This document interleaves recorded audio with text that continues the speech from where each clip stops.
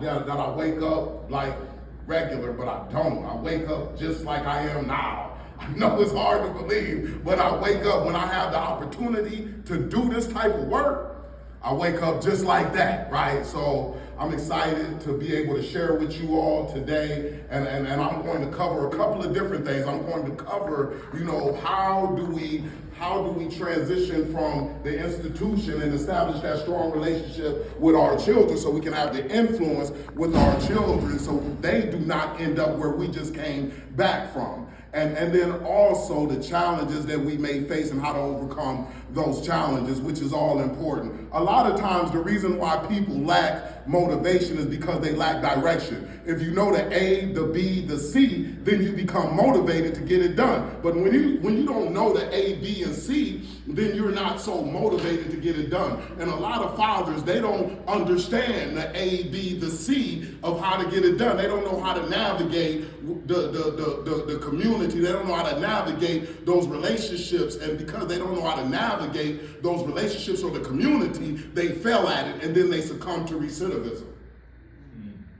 So everything about starts within organization, which I'm the executive director of, and I founded this organization in 2011. Everything about this organization is about giving people the information so that they can have the mind to be able to operate and function at a high level. High level, high level. Oh my gosh. When David talked, he texted me and he called me and he said, Carlos, man, you know what the title of the conference is this year? And I said, what is it, David? And he said, Next Level Fatherhood.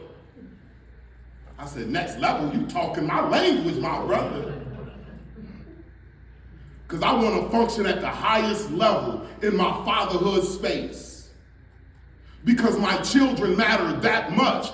Fatherhood has been everything for me. Fatherhood is what changed the direction of my life. You wouldn't see me where I am today without that desire to be a father to my son. I'm the father of 4 children. I have 3 that's biologically mine. I got a 27-year-old son, I got a 16-year-old son, and I got an 8-year-old daughter. She's about to be 9. And I got a 16-year-old non-biological that I signed the paperwork for, and she's my legal daughter. So I'm her legal father because her father passed in 2019. So I said that I'm going to go ahead and pick up the mantle for that too, because I've been involved in her life since she was like in 3rd grade. So I said, man, I want her to be able to still have the ability to say, I got a father that's out here in the community. When she goes to school, she'll be able to have a father that shows up for parent-teacher conferences. Just because her father passed, it doesn't mean that she doesn't have somebody else to pick up the baton. Because that's what it's about. These children. That's what dictates the way that the world is going to be, because the children are going to take possession of the world. So we should pour all of our resources that we have into developing our children into the right type of people. I always tell people we don't have a resource problem, but rather we have a people problem. People are treacherous. And it's because they've been developed to be treacherous. They've been raised in hate. And because they've been raised in hate, they've been raised in trauma. And because they've been raised in hate, raised in trauma, then that's what they act out once they become adults. And then they create victims in society. We don't have a resource problem because I believe that God has put enough resources down on this earth for everybody to live comfortable. But we have a resource problem. We have a people problem because people will bury the wheat into the ground to protect the profit instead of sending that wheat to countries who is starving. We have a people problem. So taking the opportunity to get into this line of work, which is fatherhood, is everything for me. It's everything for me. It changed the direction of my life. I was 19 years old when I was sentenced to a 10-year prison sentence, and my son was 3 months old. And that's when I had the understanding that where I was at was not where I need to be, because who I was not what I wanted my son to be once he became an adult. It was just that conclusion that I came to. And that's what drove me to start to get different information so I can develop a different mind, so then my destination would be different than the current destination that I was currently experiencing.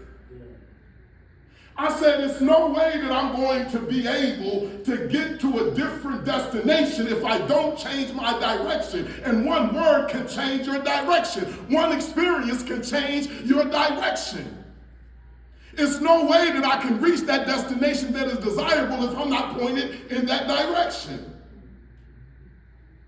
So I said to myself, this destination that I'm currently experiencing is a destination that I do not like. I do not like who I am right now today. And who I am today is based on the information that was given to me in my environment that I came up in. I came up in an environment where it said that, Carlos, if you sell drugs, you'll be able to be the next Tony Montana, Scarface. You'll be able to be the next Pablo Escobar. You'll be able to get to levels in life that other people cherish, and it's going to be yours if you just commit to this lifestyle of selling drugs. And that's what I decided to do at the age of 13. And at 19 years old, I had to go away to Marion Correctional Institution to serve a 10-year prison sentence when my son was 3 months old. I did not like who I was, and who I was based on that information that I was given at 13 years old by my environment, who also did not know who to be and how to be. And I really did develop off of that. I was committed. You don't just get 10 years in prison just because. I earned every bit of that 10. I earned every bit of that 10. And people say, Carlos, man, well, when did you start to change directions? I said immediately. As soon as I realized that I was not who I wanted to be, I was not at where I wanted to be at, and I wanted my son to be in different places than I currently was. And it was no chance that my son was going to be in a different place than I currently was if I continued to stay committed to that same individual that I was that got me here. So I started to commit to get different information to saturate my mind, so my mind could develop into a different individual. That's right. And that's why I say it starts within. It don't start with them. It started with me. It started with inside of the facility. If I did not start inside of the facility, I would not have put in the time that is necessary for evolution. I did not change, I evolved. Because if I change, then that means that I can go back to that same thing that I changed from. If I change out of my coat because it doesn't feel right at that particular time, I can go ahead and put it back on at a later date. But if I evolve from my coat, I cannot put it back on because I no longer fit it. I cannot get back in a onesie as a grown man. Evolve. Evolve. That means I really am this person that you see. But to evolve, I had to study. I had to learn. Because you cannot get an understanding if you don't study, if you don't learn. I had to study, I had to learn. And what I studied and I learned was different information that contradicted the information that I was given when I was 13 years old. They told me to sell these drugs, carry these guns, use these guns when necessary. I had to contradict that information with the information that I was getting, because I understood that if I did, it gave me the best chance to get a different result. And if I got a different result, then it was guaranteed or almost guaranteed that my son would venture into a different result. So not only did I not want to get reincarcerated, but I didn't want my children to get incarcerated. Right. I shifted. I spent 10 years shifting and evolving. Business management, 3.83 GPA. Administrative office technology. I learned the computers, Microsoft Word, Excel, PowerPoint, and Access. I utilized everything that was in the facility that they had to offer that would assist me in evolving into becoming the individual that I needed to be so I can function at a high level in this fatherhood space. Yes. I learned Spanish. Exio mucho, pero traigo mucho a la mesa. I demand a lot, but I bring a lot to the table. A brother got gifts. I got my teeth cleaned twice a year while I was inside of the institution because they said that they offer cleaning for your teeth. And some individuals would say, man, I would fill out that kite and I never did get my pass. And I said, man, you know what? I'm gonna fill out another pass until I'm gonna fill out another kite until I got my pass to get my teeth cleaned.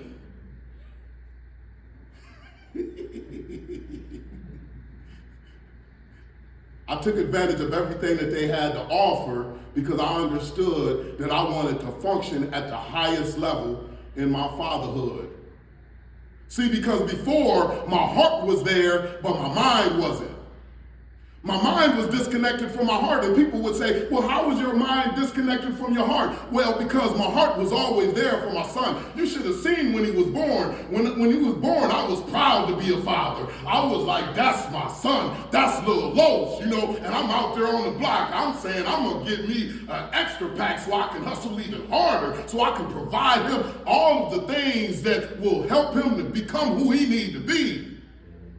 My heart was there, but if my mind was there, then my mind would have let me know that, Carlos, your presence is better than presence. It's not about what you put in your child's hands, it's about what you put in your child's head. Because if you put the right thing in your child's head, then he will always be able to keep something in his hands. But if you just focus on putting things in your child's hands, then once they lose that which is in their hands, then they will be back at your doorstep or somebody else's doorstep asking for something else to be put in their hands. You are crippling your child. Our responsibility as a father, as a parent, is to prepare our children, not protect, because we understand that if we prepare, then they will be able to protect themselves. I can only do so much protecting. That's right. See, I want to get the job done. My mind was connecting to my heart. But my heart was hurt because I found myself to be incarcerated and I seen my son 4 to 5 times a year. And when I would see him go through the crash gates waving, bye, Dad, it would break my heart. But it gave me the fuel that I needed to continue on my journey in becoming the individual that you see today. That was the fuel. That's why I'm so appreciative of my responsibility of a father. It's the greatest responsibility that I have encountered as an adult. This is the responsibility for the development of an actual individual. It's no responsibility that's greater. Meaning what I pour into my children will determine what the outcome of their futures will be. I do not want to do it in a halfway manner. I want to go all the way. So when I say I'm at the highest level of parenting right now, I mean that. And guess where I'm going to be at tomorrow? At the highest level. Because guess why? I get better every single day. And the reason why I get better is because I'm intentional about getting better every single day, because I know that I have never reached my zenith. I got to continue to improve. Every single day I wake up, I get better as a man, I get better as a father, I get better as a brother, I get better as a leader. I get better every single day because I'm intentional about getting better. My children need to get the best me that they can possibly have, because I believe that that's going to give them the best shot at a future that they will desire. So when I transitioned from Marion Correctional Institution in 2007, after doing the whole entire 10 years, I was able to get custody of my then 10-year-old son. And when I got custody of my 10-year-old son, then that's when it was game time. His mom said, raise our son to be a man because I see our son is gravitating towards his cousins who are committed to the streets, just like you. And I said, he's at 10 doing this? And she said, yes, you need to get involved in his life, Carlos, because it's a good chance that he's going to go down that path if you don't get involved and stop the cycle. See, when you prepare for the opportunity, that's a beautiful thing. Fast forward, I ended up getting a shared parenting plan with my son. I went to the course and got a shared parenting plan with my son. Now, one thing that I'm gonna let you know is that I just didn't go to the course and get a shared parenting plan because I said that's what I needed to do. I got a shared parenting plan with my son because one time I had requested that his mother, would have him there for me to be able to pick him up so I can take him to school. And she told me that she was out of town, and I said he has a second grade reading level in the 5th grade. He needs to be in school. And she said, who do you think you're talking to? Mm-hmm. I did it for 10 years. Mm-mm. Who do you think you checking? Matter of fact, she told me, man, go hang yourself. You ain't got to worry about picking him up no more. That's my son. Mm. And I brushed it off. When she came back Tuesday, I went on ahead and I went to the school and picked him up from the school and took him back to my house at that particular time. And I would always let him eat dinner, and then I would help him with the homework, and then I would take him back to his mom's house. And that was the setup initially. And she had called me and she says, where is my son? And I said, you got to be kidding. Are you serious? She says, I'm not playing. I said, man, he'll be over there at the regular time. He's doing his homework, he's eating, you already know, quit tripping. She says, I'm telling you, you don't want to play with me. And I said, man, I know, I hear you, okay. I look out the window. Mm-hmm. Mm-hmm. I think she might have been in the front seat of the police car. Mm-hmm. Absolutely. And I said, hold up. What's going on? Now, mind you, I done been paying child support. Yeah, I've been paying child support in the prison where it's like $5 a month, but I've been paying my child support. I'm current. Come on, bro. Come on. I'm still current in my mind because that's the only information that I knew. Mm-hmm. The police knock on my door, and I'm confident because this is Carlos Rashim, I'm about to say, but he doesn't have my middle name, so then that's why he's not a junior. But his name is Carlos. And he's like, man, that's Carlos, that's my son. We got the same name. He's in there, he eating his dinner, and he's about to do his homework. And she looked, and the police looked at me, and she looked at me, and the police said, I hear you, but is he supposed to be in here right now? And I said, yes, he's supposed to be in here. That's my son. I'm current on my child support order. I pay that $5 every month. I said it with my chest out. I was serious. I was convinced that I knew what I was talking about. And then the police officer in Ohio, he says, Carlos, man, you might want to go ahead and step to the side and let me get that child right there because his mom said that he needs to come out of the house. And I said, hold up, officer, I'm the legal father of this child. And he said, that doesn't matter if you don't have no paperwork. He said, was you married when you had that child? I said, married? I was 19 when I had the child. Ain't nobody in my environment getting married at 19 that I seen. There it is. So he told me, Carlos, Ohio Revised Code 3109.042. I said, well, what is that, officer? If a mother has had a child outside of wedlock, she is the sole and legal residential custodian of that child until a court of competent jurisdiction deems otherwise. With that said, nothing about the father. That's right. Yeah. That's right. So it said that as long as she had a child outside of wedlock, meaning that she wasn't married, we was not married when she had that child, she is the sole legal and residential custodian of that child until a court deems otherwise. That's right. So when he told me that, he said, either you let him out or I'll take you and get him too. Right back to his mom. I looked at that brother, he was eating still, and I think he had jello in his mouth. I said, brother, come on up here.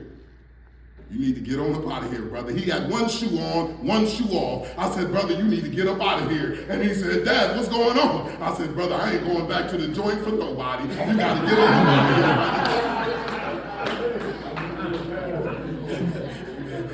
I said, I'll figure it out. Don't worry about it. I'm not about to, you hear what they just said, 3109.042. She's the sole legal residential custodian of you, my good brother. I need you to get on up out of here, brother. I love you, son. Keep your head up, right? So, boom, he got out of the house, and I said, man, you want the jello here? Take the jello, and do what you need to do. Needed that brother about that house. Because he was dangling the handcuffs. You don't understand the trauma. He was dangling the handcuffs. You want to get caught for kidnapping? Yeah. No, I don't. Get that brother up out of here.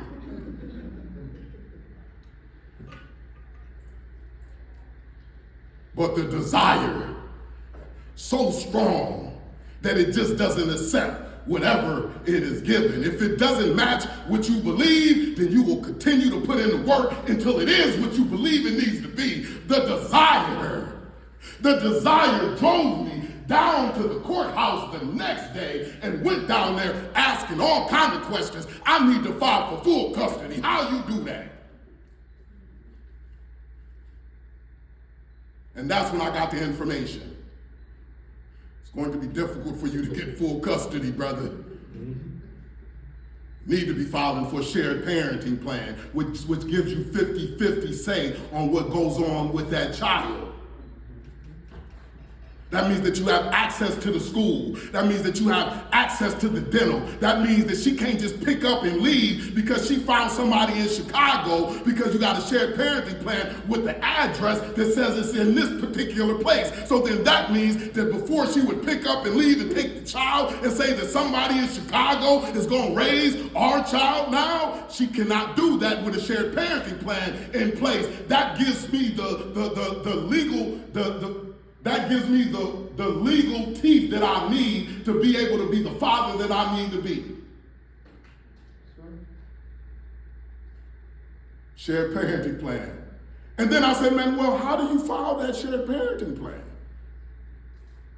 They had people in the court, in the library, in the law library, that will assist you in filing this plan. Because you know I'm Mr. Pro Se. Pro Se means without an attorney. Because when you are working for $8 an hour, it is difficult to afford an attorney for getting your rights with your children. And that's why a lot of times fathers just walk away because they believe it's this big monster in front of them in order to be able to get their children. So then they say, I can't fight that fight.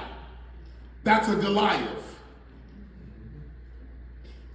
I filed indigent. Indigent means that my $8 an hour does not put me in position to be able to pay the fee, which was $170 to file. So then they waived my filing fees because I showed them that with my $8 an hour, these are my bills. And I still filed my shared parenting plan. And when I filed my shared parenting plan, I started to continue to communicate with the mother. I communicated with the mother's family. And by doing that is what changed the game. Because in 2 weeks when we had court, she was already in position to say, I'm just tripping. I'll go ahead and sign all this stuff.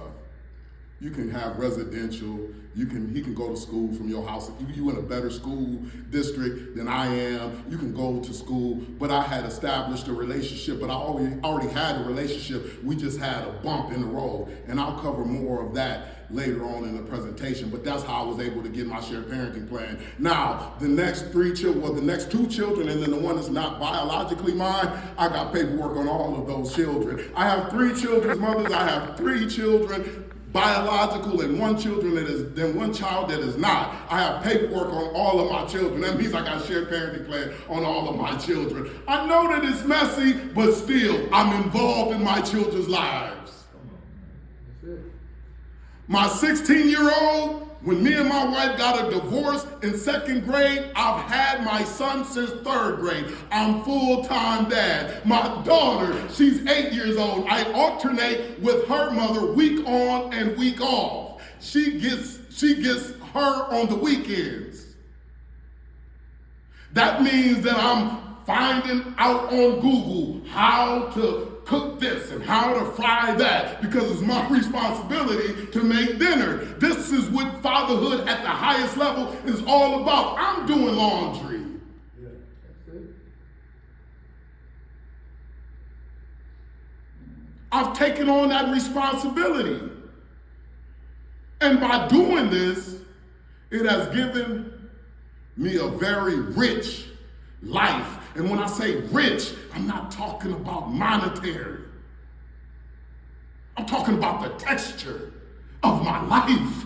My life is rich because of what I'm able to do with developing my children. I'm looking at my son, he's 16 years old, and who he is becoming. It's a beautiful thing. I'm looking at my daughter and who she is becoming. It's a beautiful thing. I'm looking at my other daughter who's not biologically mine, but she's mine, and who she is becoming. She's going to graduate early from school, and she lost her father in 2019. Who she is becoming, who my children are becoming. It's a beautiful thing, and that's why my life is rich. This fatherhood piece is not a they win, I lose situation. This is a I win, they win type of scenario. So people say, man, well, Carlos, man, well, how do you parent? How do you do the fatherhood at the highest level? Now we're about to get into some stuff. So what I teach the guys that I'm working with, and I'm gonna show you guys 3 of the layers that I peel back into establishing a strong, positive relationship. It's 3 out of the 8. Ain't got the whole 8. You want the 8? I do have my book. It's back there. You'll be able to get it in the book. But I only have time to do the 3. And I think that I'll be cutting it close on that, right? But we're gonna get as much as we possibly can. So how do I function at a high level in this fatherhood space? The first thing is understanding what type of father do I want to give to my children. And people would overlook that, but this is important. Why? Because if I'm not intentional about what type of father that I'm giving to my children, I'm going to give them any old type of father. And if I give them any old type of father, the relationship will be any old way. And if the relationship is any old way, then I will not have the influence that's necessary to transfer the information. It cannot be a transference of information unless it's a positive and strong relationship established. If it's a weak relationship, which is a relationship with barriers, that means when I try to transfer the information, they will reject the information. Have you ever been in a relationship with somebody that you just don't like? And when they try to tell you something, maybe for your own good, you'll reject it because it's coming from them. That's right. It's the same thing with parent and child.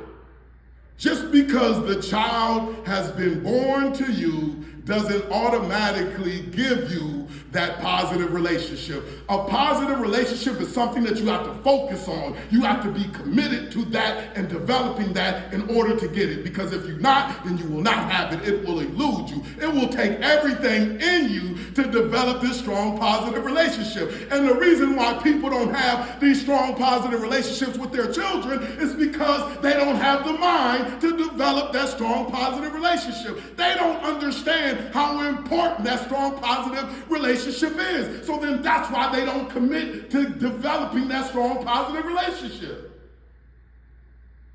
They don't understand what it takes. So when I'm working with fathers, and the same thing that I teach the fathers is the same thing that I apply. And what I love about that is that the more that I teach it, the better father that I become. I get better in my parenting. The more that I give it, the more that I get it. What type of father do I want to deliver to my children? How do we do that? Okay, good. I'm glad that you guys asked. Guys, it's an engaged crowd. I appreciate y'all. How do I do that? How do I come to that conclusion about what type of father that I want to give to my children? Can somebody give me an idea? It has to be intentional. How do I do that? Specific things that I'm going to do with my children to ensure that I am establishing a strong, positive relationship. Oh, my brother. When does a house get built? On the blueprint. When it gets done. That means it gets done in my head, and then you'll be able to see it in real life. Am I correct, my brother? Would I try to build a house without the blueprint? If I did, how will the outcome of that house be? Not very good. So then that means we want to put in that thought into what type of father am I giving to my children? And mothers, what type of parent am I giving to my children? Because I want to give them the parent, the father that I want them to have. Because I'm investing what? My mind. My mind is my greatest tool. It is what separates us from the animal kingdom.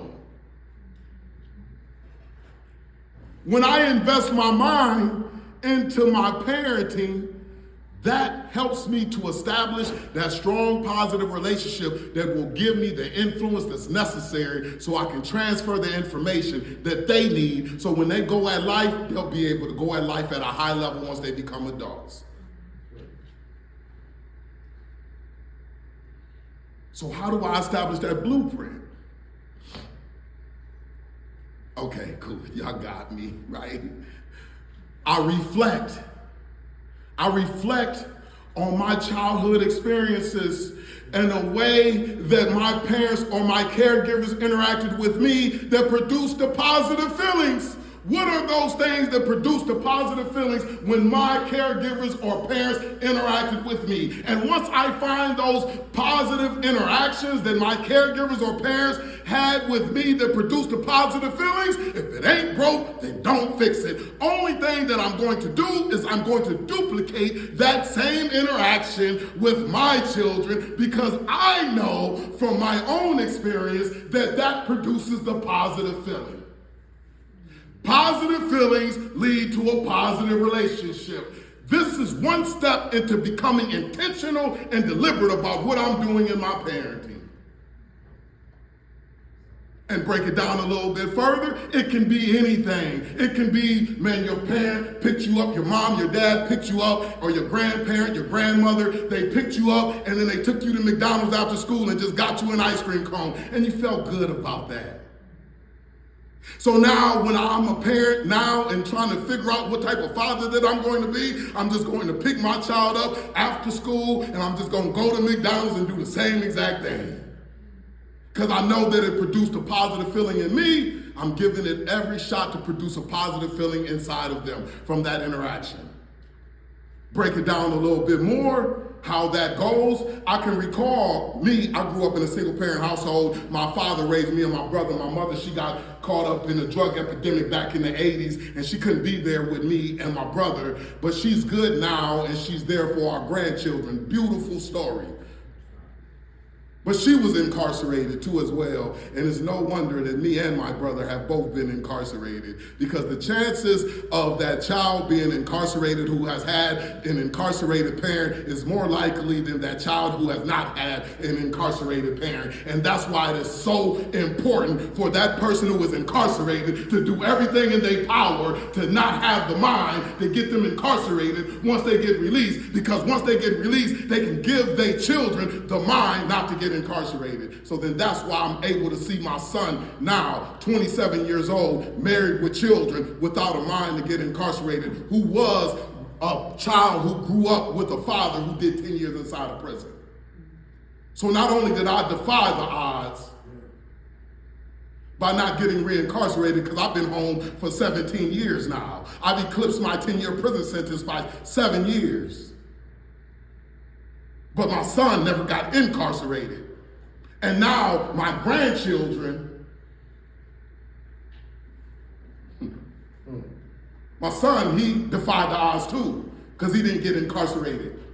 But my grandchildren, the odds is actually in their favor, because they got mom and dad in the house. Just the difference. But I grew up in that single parent household, and my father, what he would do, he would come outside and he would play all-time quarterback with me and my friends. I used to love that. He would come outside and he would say, I'm the all-time quarterback. Why did I love that? Because we used to all be in the front yard, and I used to run deep, and he used to throw it to me. I used to be quadruple covers. He would still throw it to me. My friends would look at me and say, Carlos, man, we wide open. We ain't never getting a shot at the ball. I'm like, it is what it is. I got to connect. That's my dad. You know what I mean? Like, so I love that. And then at the end of it, I remember the way that my friends used to talk about my father. Man, your dad cool in the mug, man. He really out here playing with us, man. That stuff cool. We don't get the ball, but at least it's a possibility that we might get the ball. I say, man, that's some good stuff, man. It just had me feeling all good on the inside. Strong, positive relationships come from the positive feelings that you feel from those interactions. He made himself accessible to me and my friends. Fast forward to me as a father right now. I go to the playground. I remember I had my son with me, and he was doing football practice, and I had my daughter too. So she was on the playground, and she comes up to me and she says, Dad, and she had her friends with her. Now this is after a long day of work. It's hot. I'm talking about this is 2-a-day type of time. It's like late August, like late July, early August. It's hot. I think I might have been in a suit. And she comes up to me and she says, Dad, and she had her friends with her. She's like, Dad, can you beat a lava monster? I looked at her. I say, lava monster? What is the lava monster, daughter? And she says, Dad, the lava monster, it actually chases us around the playground. And when you catch us, you gotta let us go because it might burn our flesh. And then you gotta catch us again. And her friends was looking like, is he gonna say yeah? I didn't feel like being no doggone lava monster. I wanted to put the lava monster, I felt like assigning the lava monster to one of the kids that was already on the playground. I'll be honest with you. That's what I felt like, my feelings. And go ahead and get that responsibility on one of these other kids to be the lava monster.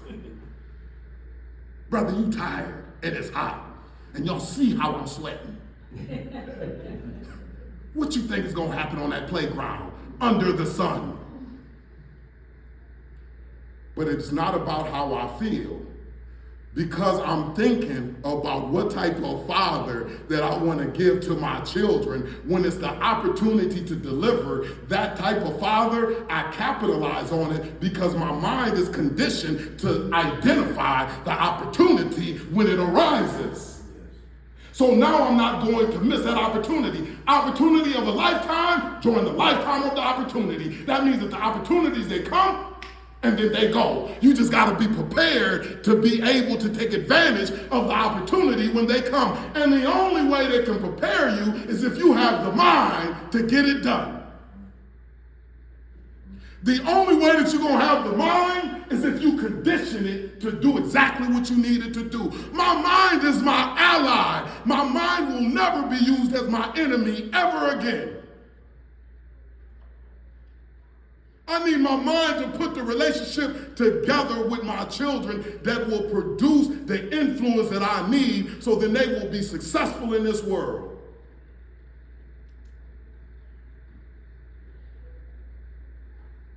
So right then in that moment,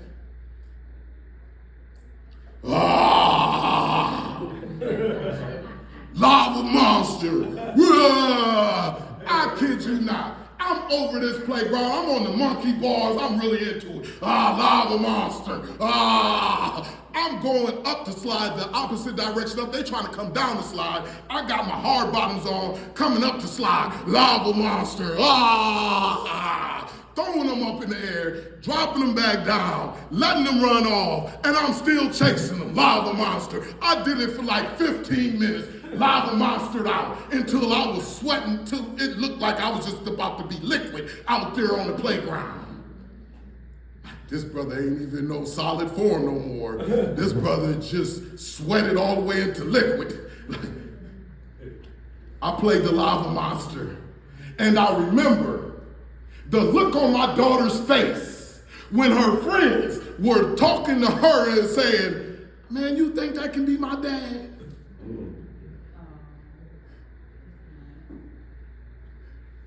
And I said, "I'm gonna file you for my taxes."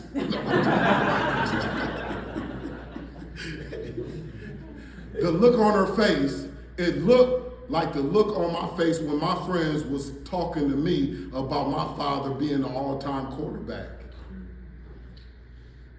That interaction produced the same positive feeling that I had.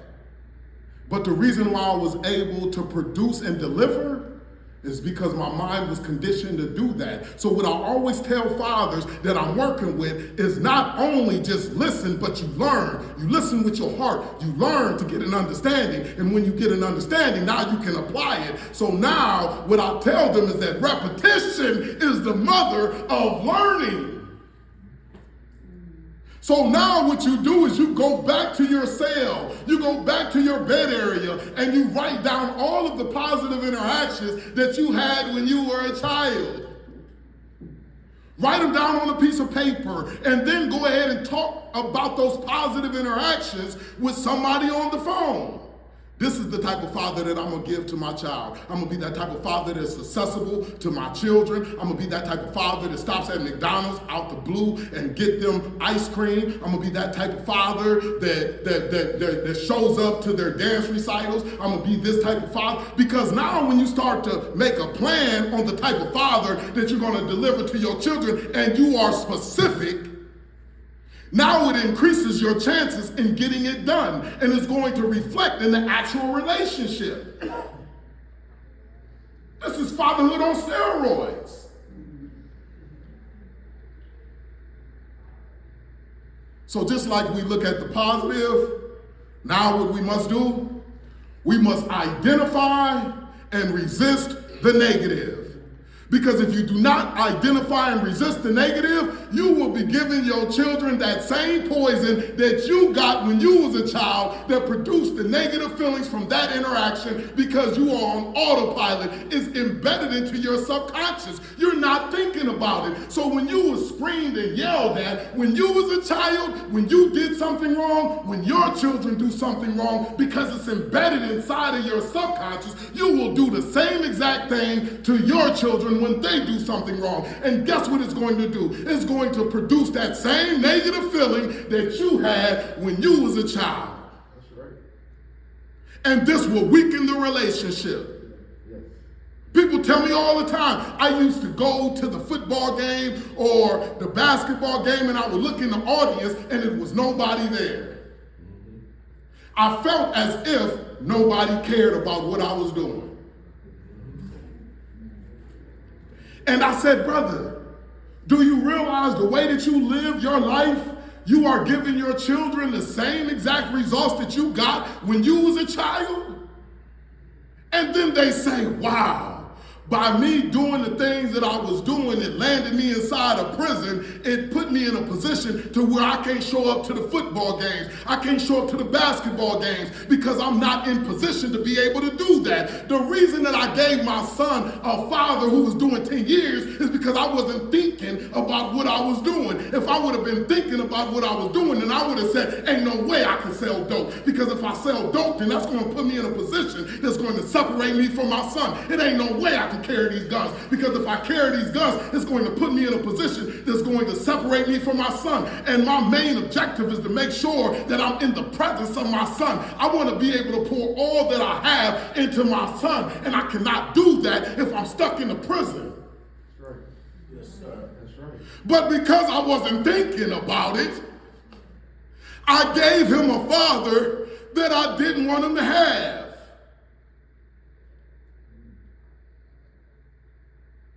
We got to think about it. They said 2% of the population thinks, 3% think that they think, and 95% would rather die than actually think. I believe it.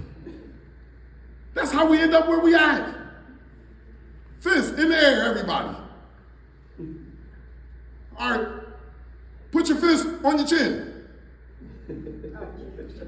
Right. Some people did this, right? But they wasn't thinking. The chin is this. We would have said, hold up, that's not my chin up here. But I had the good sister. The good sister was like, oh, that's not my chin. This is my chin. So we want to think. We got to bring our mind to the relationship between us and our children. And when we do that, then we will be all that we need to be for them. The relationship will be as strong as it needs to be able to be influential in their lives. And in this world today, it is imperative that you be in the driver's seat in the lives of your children until they are old enough to be able to take the wheel. We don't want society in the driver's seat in the lives of our children. Right. I can't afford to let my children have society driving them around. I had people telling me that it's furries going around here. Oh, right? It's people who say that I'm actually a cat. And when they go to school, you got to have a litter box for them to do what they do. They cannot function as a human being because they saying that they are cats. They sit in the corner of the classroom and they meow. Meow. You see how powerful the human mind is? Human beings can become whatever you want to be. The power of the human mind is the greatest tool that we got. I can look at the bird and I can say, bird, okay, I want to fly like you. It's no thing. I know I ain't got the wings like you. I ain't got the physical capabilities like you, but I have something that you don't have, which is a mind. I could go ahead and put together a plane and I'm going to fly as high as you fly. Shark, I see you in deep waters and swimming like that. Oh, I want to do that too. Human being. Oh, okay, I'm going to do that too. I know I ain't got gills and things like the fish, but I'm going to be able to do that too. I'm going to go ahead and get an oxygen tank, plant it on my back, and I'm going to create something to go over my face, and I'm going to go deep just like the sharks do. Human beings, when we use our minds, that's why we've been given dominion over the fish in the sea, the birds in the air, all of the cattle and the creeping things that crawls the earth. That's why, because our minds, because we've been created in his image. And the reason why we've been created in his image is because we have the mind that says anything is possible. Only limitations that a human being has is the limitations that they put on themselves.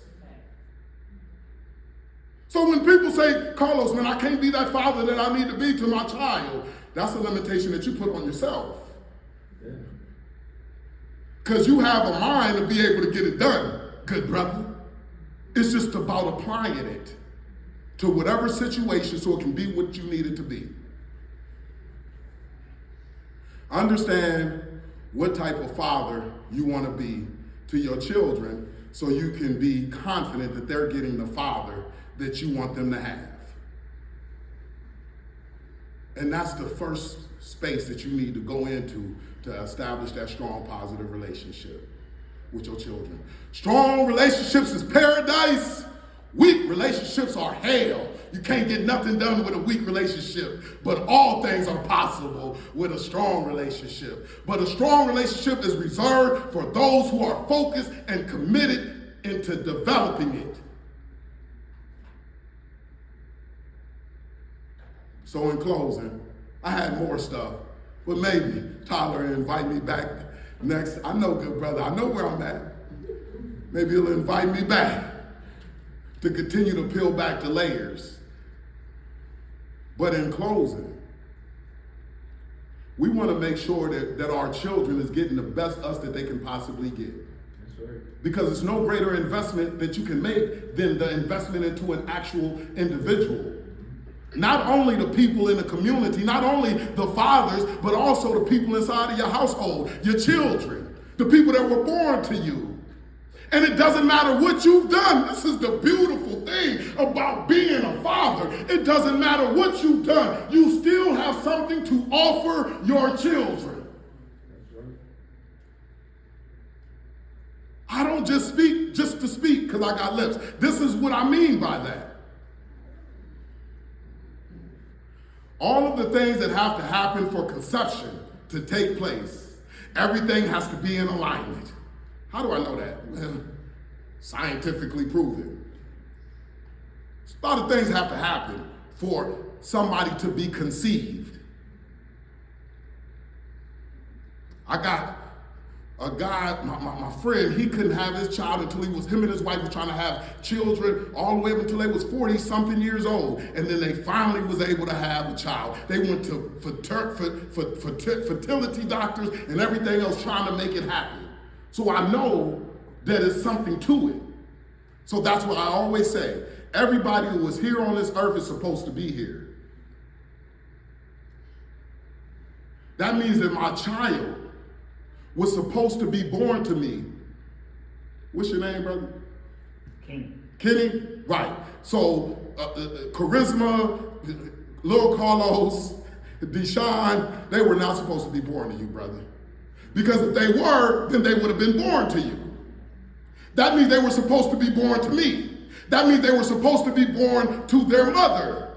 That's why I respect and love their mother. Why? Because I know that without their mother, without me, then that child would not be here. The mother was supposed to be here. The father was supposed to be here. Both of us have something to offer the child. I will always tell the mother of my child, you have something to offer our child. Because if you didn't, then our child would not have been born to you. I tell the mother, I have something to offer our child. Because if I didn't, then our child wouldn't have been born to me. It doesn't matter what I did, it doesn't take away who I am.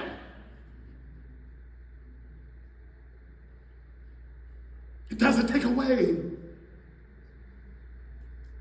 I still got something to give. So as long as you got something to give to your children, do everything in your power to give it to your children. Be the person that you need to be so your children will be who they need to be, and they ain't got to go around in circles because they ain't got the information because you wasn't who you needed to be, and they need to go and get the information from somebody else because God is good. They'll get the information from somebody else, but it will impact you in a negative way when you don't function in your great responsibility at a high level. This is fatherhood at the highest level. This is what gives us the rich life that we desire. And with that being said, I want to close it out with this video of me being an intentional and deliberate type of father.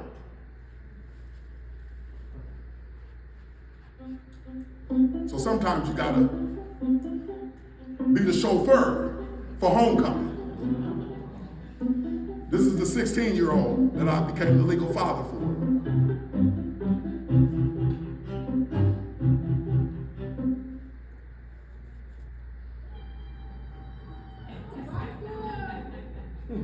She had me bumping some lotto or something. I picked up her friends, and her friend said, I feel like a celebrity. 37.5 seconds. 6 to 6. Fourth quarter. So sometimes you gotta be Al Michael. Let's go. I've been at every football game. Who wanted more?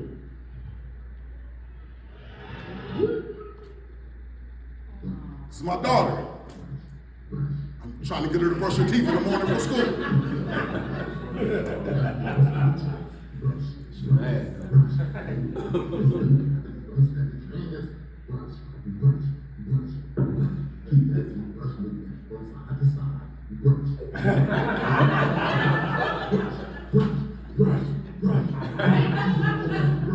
There's never been a brusher like this little lady in the world. She's going to be the brushing world champion. Brush. There's no chance. Brush.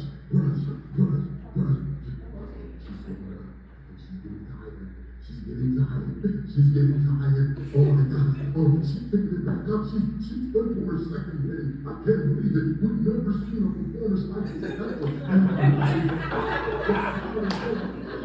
They are ecstatic about seeing the little lady brush her teeth in such fashion.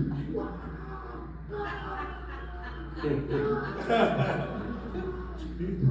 Brush. Now the honest thing back to do it. Brush.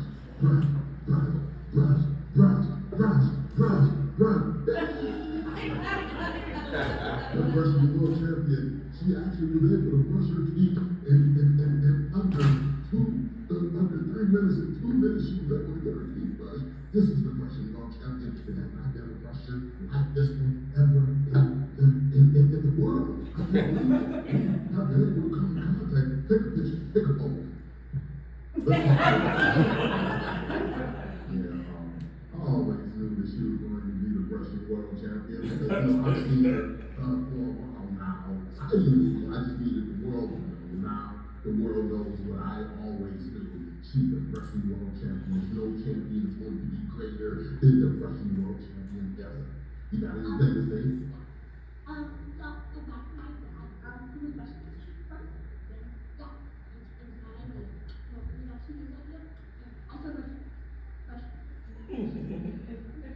Okay, that's from the brushing world champion, Charisma Christian. Thank you for sharing this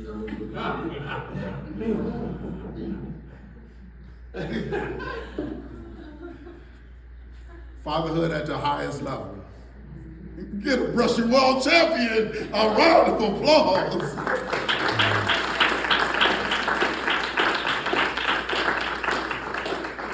Now I know that we had a question session, 15 minutes, but I'm a bit over.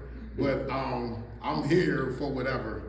If y'all wanted to stick around, I also have I have books and shirts and things like that. It'll be out there. I'll sign my books. I also wrote The Greatest Responsibility: Becoming the Parent That Your Child Deserves. I wrote that too, and I also wrote Prison Without Bars. It Starts Within, and then also the walking logo, Taking Back My Life, Volume 2. One is me navigating the prison and developing the mind that I needed to have so I can be the person that I needed to be for my children. And then the walking logo is everything that I needed to do once I came home. And I make it ABC. This is exactly what you need to do. This is in the juvenile facilities. Juveniles gravitate to it. The adults gravitate to it. It's about in 50-something pages, so it's a beautiful read. All right, but with that, I'll take questions if I can. How much are your books? 20